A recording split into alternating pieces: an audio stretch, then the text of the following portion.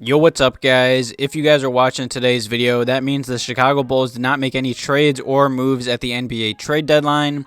And in today's video, I'm going to be recapping all the news and rumors surrounding the NBA trade deadline and also talking about what's next for the Chicago Bulls. But before I jump into today's video, make sure you guys are subscribed to the channel. Also, leave a quick like on today's video. It takes a second, helps me out a lot. And some comments and questions below today's video and also about the Chicago Bulls standing pat at the trade deadline.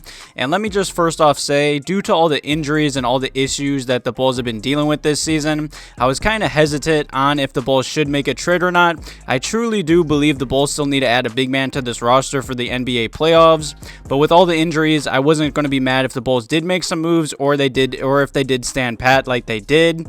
But real quick, let me just recap the trade deadline. You know, the Chicago Bulls did try to make a big move at the trade deadline. According to David Kaplan, the Chicago Bulls did call the Indiana Pacers about a Domantas Sabonis trade before the Pacers obviously traded him to the Kings. And let me just say, it's looking like this Bulls front office is always trying to go big or go home. They were trying to add another star to this roster. You know, our Taurus fan club did reply to this tweet, and he said, for Vooch, ? You know, that would definitely be a weird one because they certainly wouldn't have been playing together. And I agree. I would have to guess that the trade package that the Bulls did offer was probably surrounded by Vooch, maybe Patrick Williams or Coby White and draft picks. I'm not really sure. But that's definitely interesting that the Bulls did call the Pacers about Sabonis. I mean, let me just say, if the Bulls could have got him for Vooch, I love Vooch and all, but Vooch is getting up there in age and he has really struggled this season. So if the Bulls could have stole Sabonis from the Pacers, that would have been really cool. But nonetheless, that whole trade between the Pacers and Kings is really interesting. I can't believe the Kings just traded Tyrese Haliburton to Indiana like nothing. I mean, they got a walking double-double back in return for Sabonis, but that's just an interesting trade in my opinion. Definitely leave some comments and questions below today's video about the Bulls calling the Pacers about Sabonis and the whole Kings and Pacers trade for Sabonis. And obviously, leading up to the NBA trade deadline, there was obviously more rumors and more players connected to the Bulls. There was a lot of rumors surrounding the Bulls being interested in Dennis Schroeder. And in my opinion, I really just didn't understand that rumor unless the Bulls then wanted to flip-flop Coby for a big man. You know, Paul Millsap was connected to the Bulls as well, but obviously he did get traded today. And let me just say, the Nets and the 76ers are looking really scary now. I mean, that's all on paper, so who knows? But as of right now, those teams are looking scary. And I mean, even the Bucks made a solid move at the deadline. And the Bulls obviously also were connected to Jeremy Grant for honestly weeks and months now. And according to the Action Network, the Pistons and Bulls had more talk that would send Jeremy Grant to Chicago before the trade deadline. But the Bulls obviously did not want to part ways with Patrick Williams. And that's fine in my opinion. I like Patrick Williams. I still do believe the sky is the limit for him. I believe he has a lot of potential. And I just like to keep him. I feel like he's a good fit next to Vooch at the 4. But other than that, and the Bulls standing pat on the trade market, you know, huge shout out to Casey Johnson. He put out an article breaking down the trade deadline and everything like that. And he was also talking about how the Bulls and Billy Donovan really said many times that they liked this group, they liked this team, they wanted to keep it together. And I think it's obvious with the Bulls standing pat at the trade deadline, they all meant that. And then Casey Johnson did say that the Chicago Bulls will pursue the buyout market. And I've said this for months now. That's the best bet in my opinion and for the Chicago Bulls. You know, we haven't really seen this Bulls team be 100% healthy for this whole season. And they've been, I'd say, at the top of the Eastern Conference for most of this season. So just imagine how solid and how good this Bulls team can be if this Bulls team can just stay healthy for more than a few weeks. So let's look into some more buyout candidates that could be on the market. A bunch of Bulls news and rumors came out about the Bulls expecting to pursue and be active on that buyout market. And according to Woj, you know, the Spurs did trade for Goran Dragic today, and they are expected to work on a buyout deal with Dragic. And Woj did say the teams that are expected to be interested in him are Dallas, Milwaukee, Chicago, and the Clippers.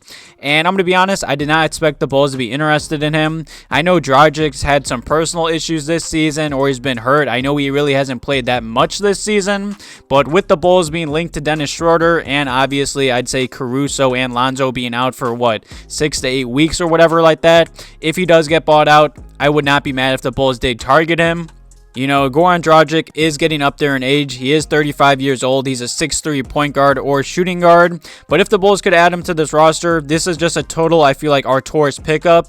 And like I was just saying, he really hasn't played this much for this NBA season due to injury and issues. But in about 18 minutes a night, he has averaged about 8 points per game, shooting only about 38% from the field and only 29% from three-point range. He's also been averaging 3 rebounds, 2 assists, and a steal a game. I know those numbers do seem to be a bit bad, but like I said, he really hasn't been playing that much. He only played 5 total games for the Raptors this season. So I don't know what's been up with him. But before the Raptors and for the past few seasons with the Miami Heat, he was really good, putting up really solid numbers, and he's always throughout his career been a really good three-point shooter.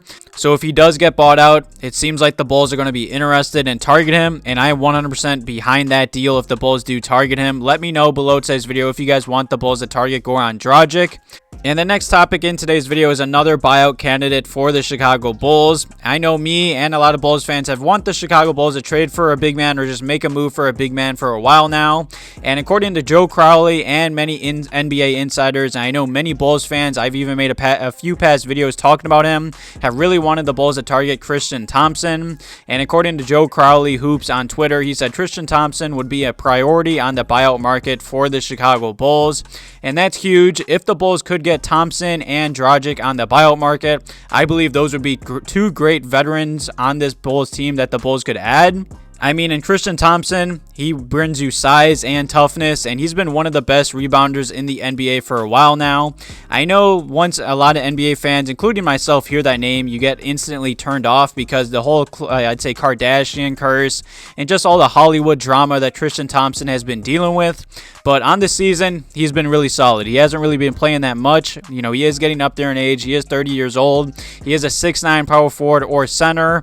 And obviously, just the other day, he did get traded to the Indiana Pacers. And that's huge for us because it seems even more likely now that the Pacers, who are obviously retooling and rebuilding, are probably going to buy out Tristan Thompson.